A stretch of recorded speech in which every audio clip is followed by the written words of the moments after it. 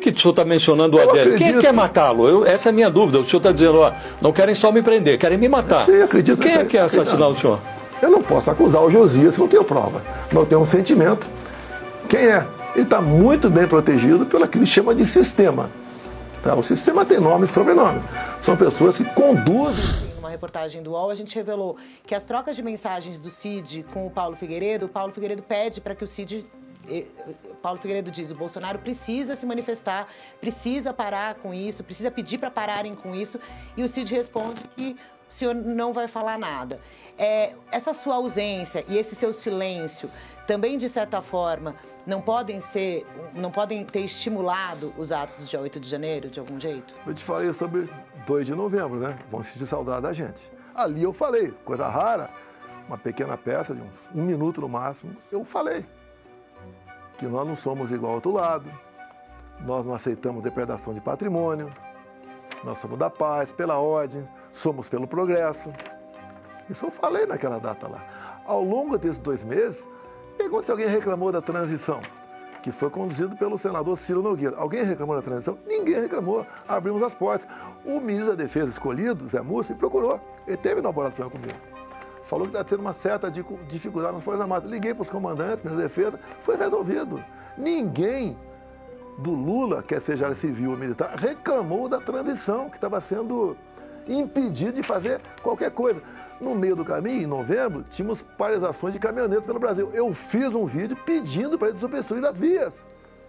No dia 30 de dezembro, o dia que eu viajei, eu fiz uma live. O mundo não vai acabar dia 1º, vamos voltar à normalidade. Nós somos diferentes deles. Eu fiz isso aí. Eu nomeei os comandantes militares que o Lula indicou, da Aeronáutica e do Exército, no meio em dezembro, meados de dezembro. Nomeei para eles. Quem quer dar o golpe dia 8, dá um golpe antes do dia 8. Dia 8, todo o governo estava na mão do Lula. Todo, sem exceção. Estava PF, PRF, os comandos das Forças Armadas, está tudo com ele. Mas quando o senhor recebeu a notícia de que a Praça dos Três Poderes e o Palácio, o Congresso e o Supremo estavam sendo invadidos e depredados, como é que foi a sua reação? A senhora não achou que seria importante uma palavra do senhor naquele momento? Você procura aí, tem, acho 2 tweets meus, contrário àquilo.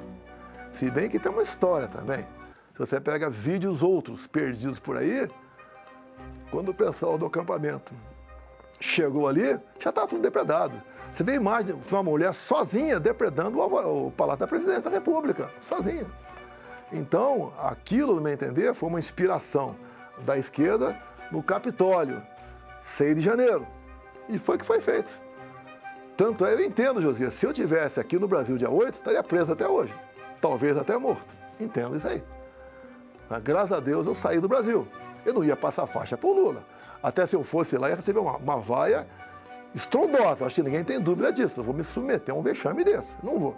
Ainda mais passar a faixa para uma pessoa que tem essa vida pregressa do Lula, que voltou tudo normal agora. Não é só apenas aqui a questão da Previdência. É fundo de pensão, é só coisa realmente que, lamentavelmente, está voltando para nós aqui no Brasil. Presidente, quando veio à tona aquele plano verde e amarelo, Tá. Eu me lembro na primeira hora o senhor falou, isso é coisa de quem tem minhoca na cabeça, né? Evoluiu o inquérito e verificou-se que no dia 9 de novembro foi impresso no Palácio do Planalto o tal plano verde e amarelo. Me chamou a atenção que a defesa do general Mário Fernandes não negou a existência do plano. Isso existe, apenas disse que não foi compartilhado com ninguém. Naquele mesmo dia em que foi impresso o plano, o general Mário Fernandes esteve no Palácio da Alvorada. Estava no Palácio do Planalto, foi ao Alvorada. O senhor já disse, olha, nem tomei conhecimento disso, é coisa de quem tem minhoca na cabeça. O senhor se lembra o que discutiu com o general Mário Fernandes nesse dia? Muita gente lá para passar tempo. Não tinha discutido.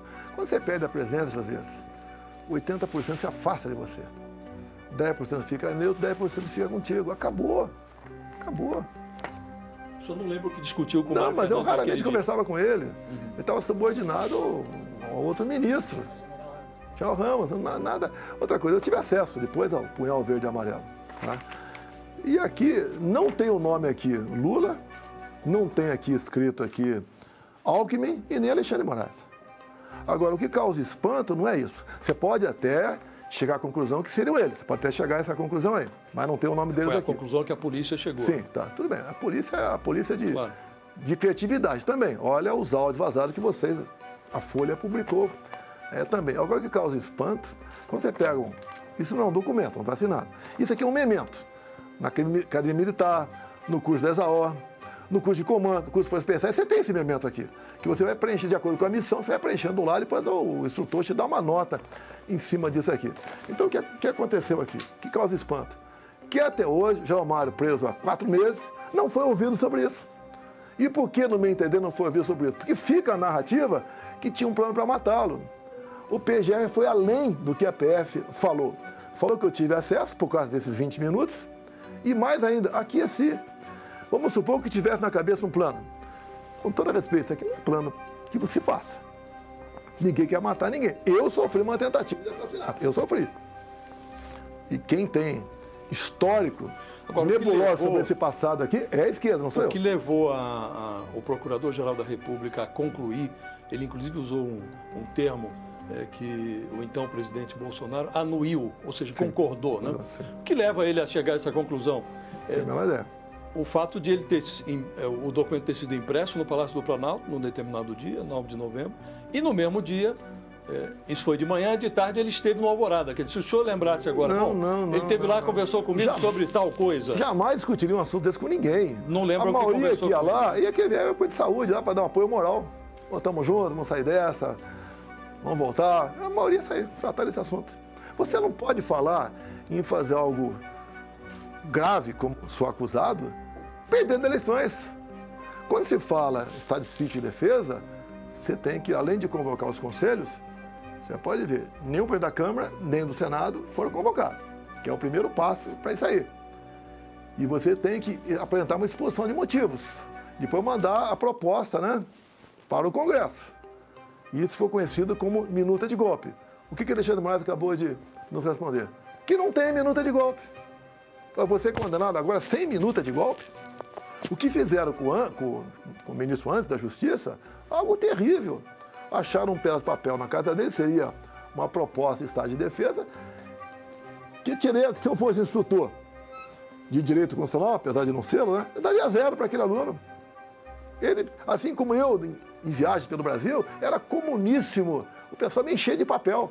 Pedido de emprego, sugestões. Olha, presidente, eu não vi os autos, evidentemente, mas vi o depoimento dos comandantes militares, né? O Freire Gomes, o Batista Júnior, eles, no depoimento, disseram que o senhor expôs a eles um decreto, uma minuta, e pediu a eles que avalizassem aquilo. Eles se recusaram a avalizar.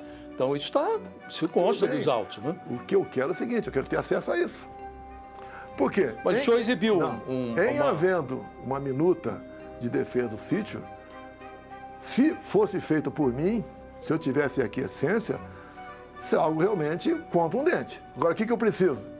Ter acesso a isso. Mas os comandantes mentiram, então? Não. Não estou dizendo que eles mentiram de jeito nenhum. A minha conversa com os comandantes sempre foi pacífica, nunca até num espírito de eu sou presidente e você é comandante. Mas havia um documento, o senhor expôs um documento a eles? Nunca existiu porque não estava assinado por ninguém. Foi conversado sobre sítio e defesa. Mas havia essa minuta. Daí apareceu a história da minuta.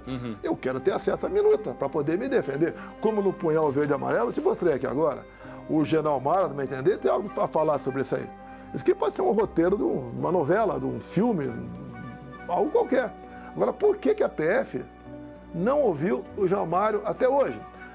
Por ocasião da defesa, o advogado dele, aqui que eu tive presente lá, o advogado falou que isso é dele e não mostrou para ninguém. Então, mas o general Braga Neto, que foi o seu vice em 2022, ele também está preso desde dezembro por obstrução de justiça, também relacionado a essa questão do punhal verde e amarelo, porque tinha também ali um plano, né, que ele poderia dar o golpe do golpe, né, tem essa questão também. Copa 22, aí.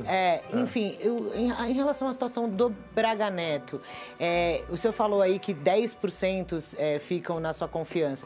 Queria saber, Braga Neto e Cid saíram desse ciclo de confiança também, levando em consideração que Cid... Vamos por parte aí. Tá bom, vamos falar primeiro do Braga Neto. O Braga Neto é uma pessoa que eu me apaixonei por ele. Eu conheci quando era deputado federal, ele comandando lá o Rio de Janeiro, tá? Depois ele teve lá numa situação, ser interventor do Rio de Janeiro, fez um excelente trabalho. É uma pessoa fantástica, tanto é que ele foi escolhido, né, para ser o meu vice. Agora, essa questão de Copa 22 seria o golpe do golpe. É a mesma coisa.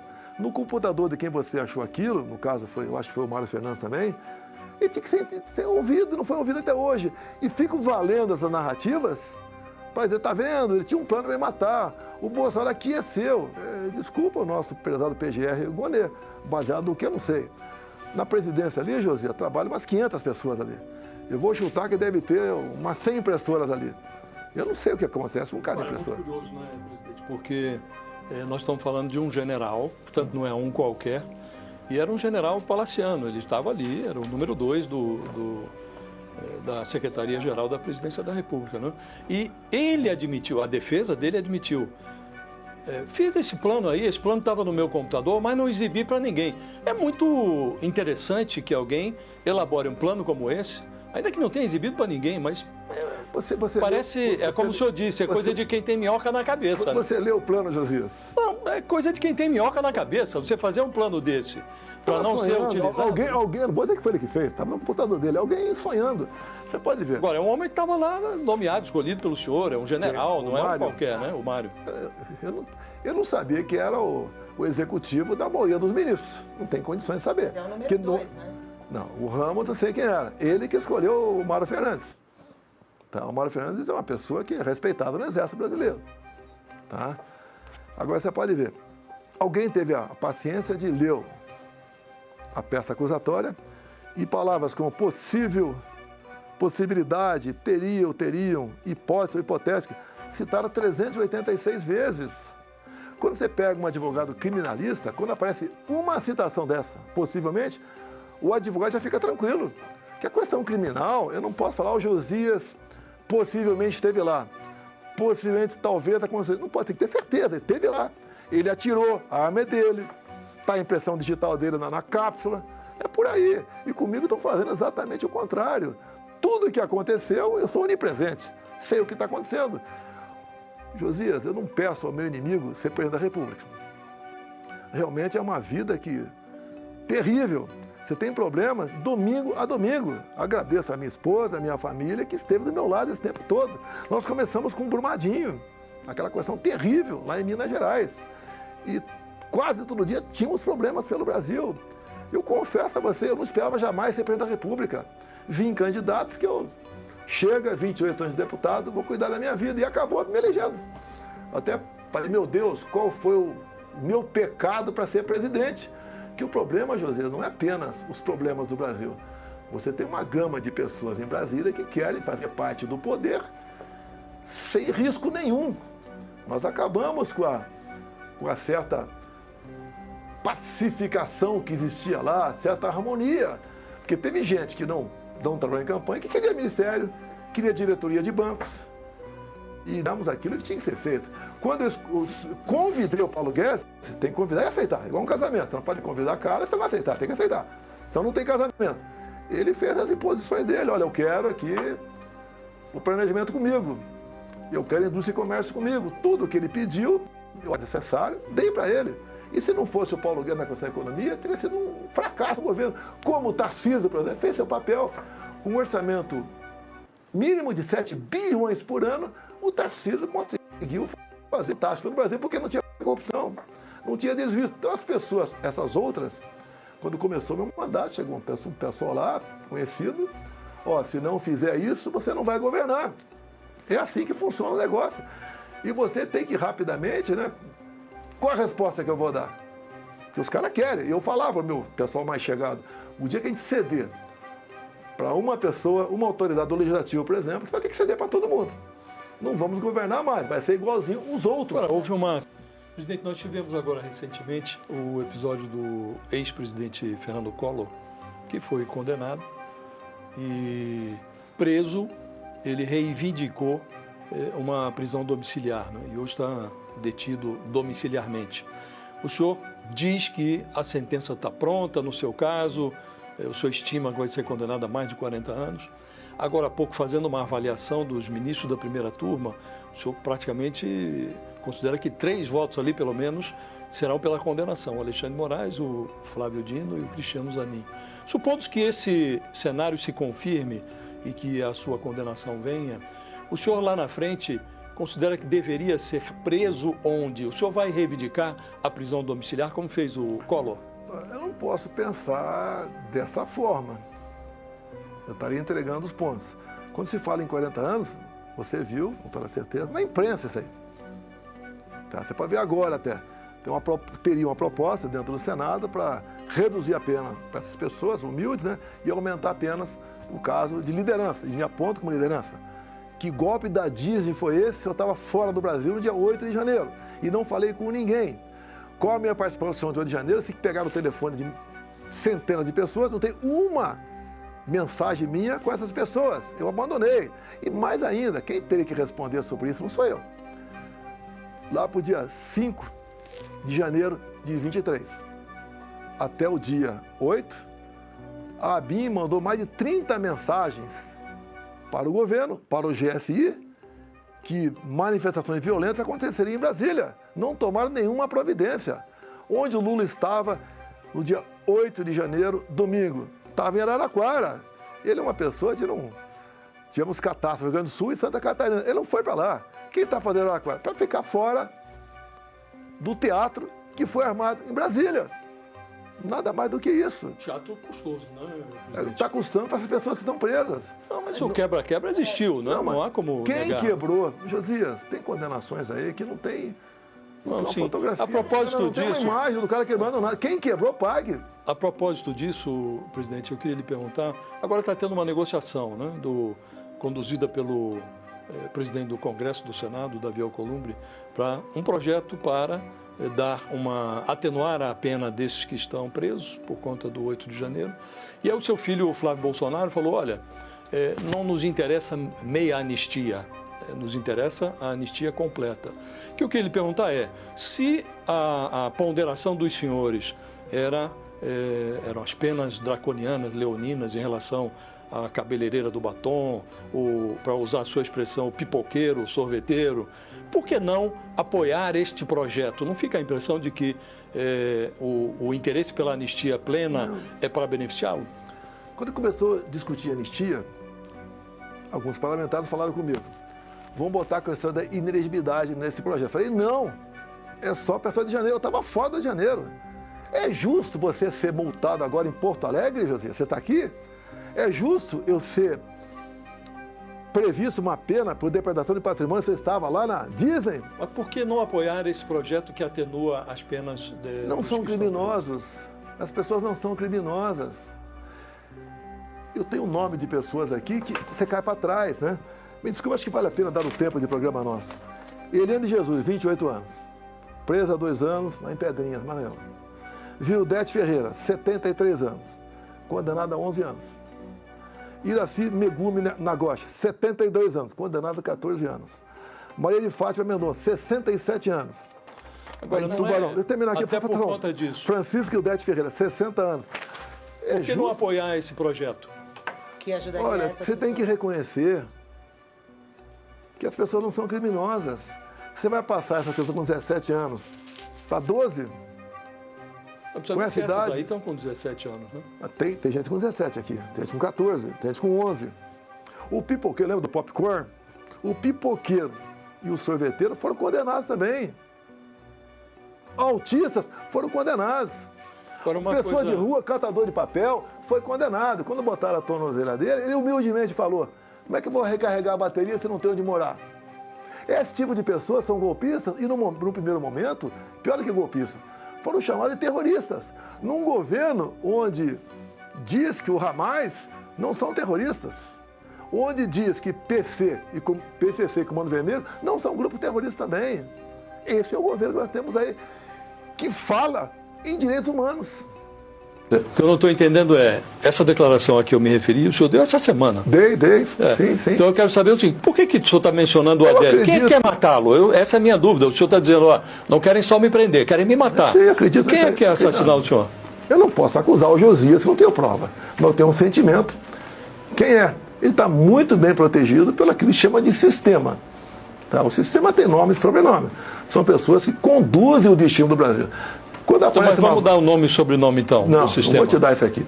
Quando aparece, por exemplo, uma vaga para o Supremo, você não imagina a quantidade de pessoas que vão te pressionar. Pessoas que saem, você conhece, sabe quem é, mas que saem ali do nada e tem seu nome para indicar.